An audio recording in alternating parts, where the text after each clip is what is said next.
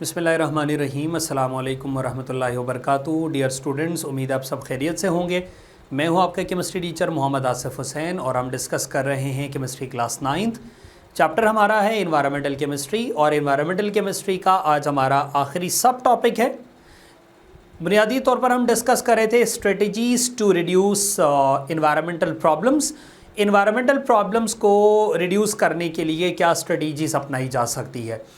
हमने different strategies के बारे में पढ़ा कि हम प्लांटेशन करेंगे, उसके अलावा हम कैटालिटिक कन्वर्टर का इस्तेमाल करेंगे, डीसल्फराइजेशन करेंगे और दीगर हमने स्टेप्स अपनाए जिसके ज़रिए एनवायरमेंटल इश्यूज़ को, एनवायरमेंटल प्रॉब्लम्स को कम किया जा सकता है।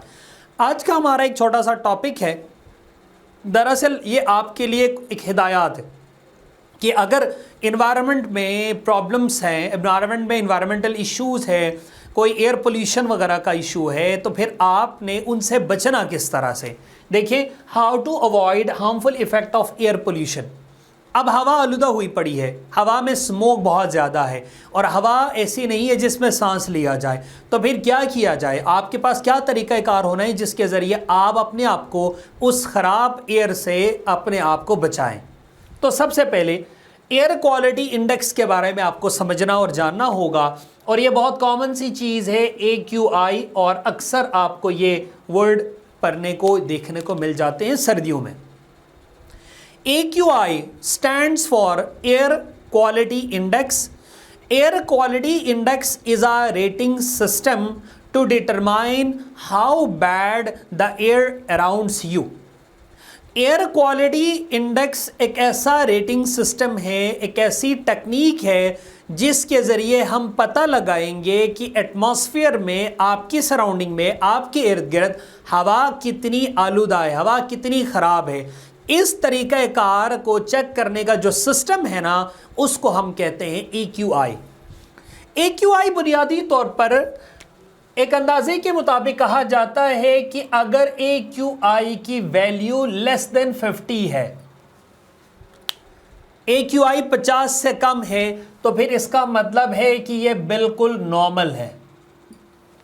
एयर क्वालिटी इंडेक्स बिलो 50 है ना, 49, 48, 20, 30 है, तो फिर बिल्कुल ओके है।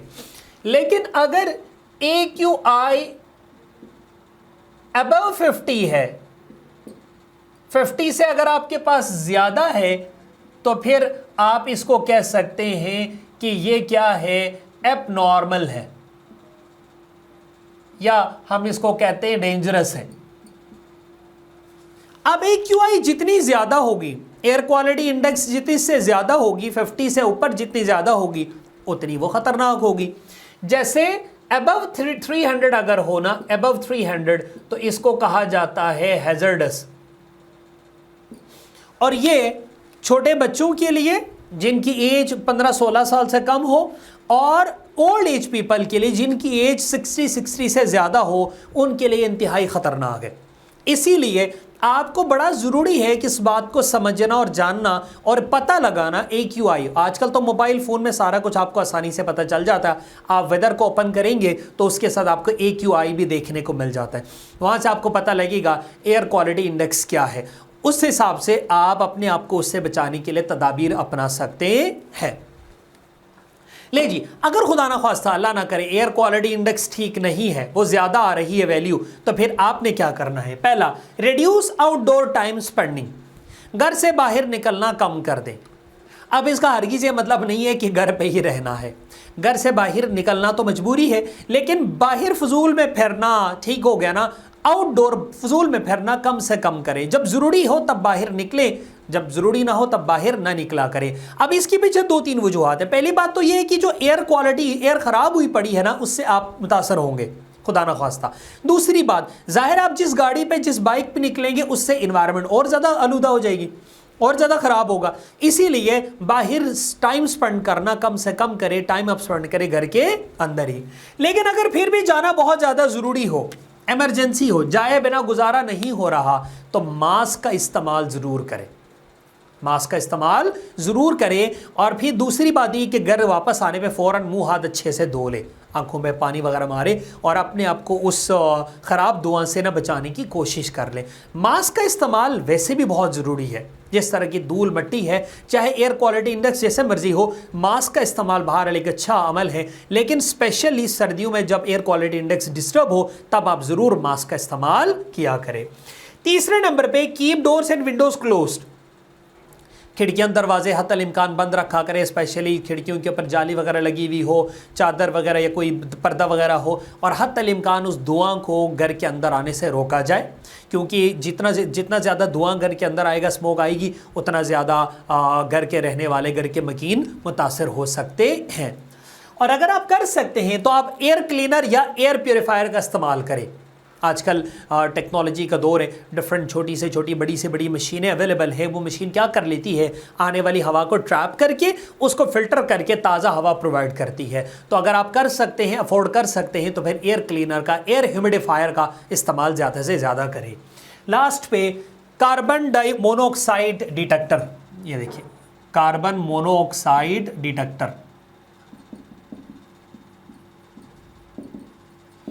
एक डिवाइस मिलती है जो घर के अंदर आप इंस्टॉल कर सकते हैं। और अगर घर के अंदर इंस्टॉल करेंगे तो वो आपको बताएगा कि आपके घर के अंदर, वो डिवाइस बता देगी कि कार्बन मोनोऑक्साइड की क्वांटिटी क्या है। याद रखिएगा बेटा, ये जो कार्बन मोनोऑक्साइड है ना, ये बुनियादी तौर पर क्या होता है कि ये हैवी होती है और हार्मफुल होती है। ये हमारे ब्लड में शामिल होके ब्लड को क्या करती है, थिक करती है और लंग्स को डैमेज करती है।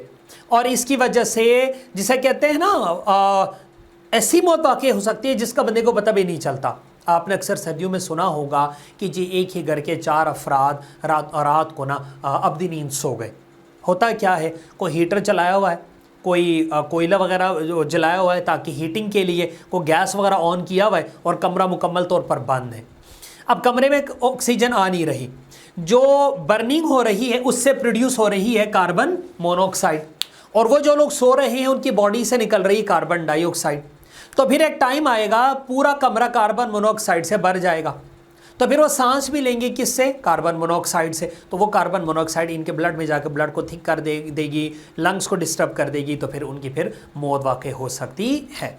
आखिरी बात बेटे, अगर खुदा ना ख्वास्ता सर्दियों में आपको लगे कि चेस्ट में ना कोई वज़न फील हो रहा है, या गला ख़राब हो रहा है, आंखों से पानी आ रहा है, आंखें रेड हो रही है, सांस लेने में दिक्कत हो रही है, नज़ला लगा हुआ है, ज़ुकाम है, तो फिर लाजमन डॉक्टर से कंसल्ट करना चाहिए। क्योंकि बुनियादी तौर पर उन दिनों में जब एयर क्वालिटी इंडेक्स बहुत ज़्यादा हाई हो, उस वक़्त ये सांस की बीमारी, आइज़ के प्रॉब्लम्स, ये बहुत ज़्यादा देखने को मिल सकता है। अल्लाह ताला हम सबको महफूज रखे और अल्लाह ताला हम सबको इस काबिल बनाए कि हम अपने इन्वायरमेंट को दोबारा से क्लीन, ग्रीन और नीट कर सकें। तो आप लोग अपना बहुत सा ख्याल रखिएगा। Thank you so much. अल्लाह हाफ़िज़।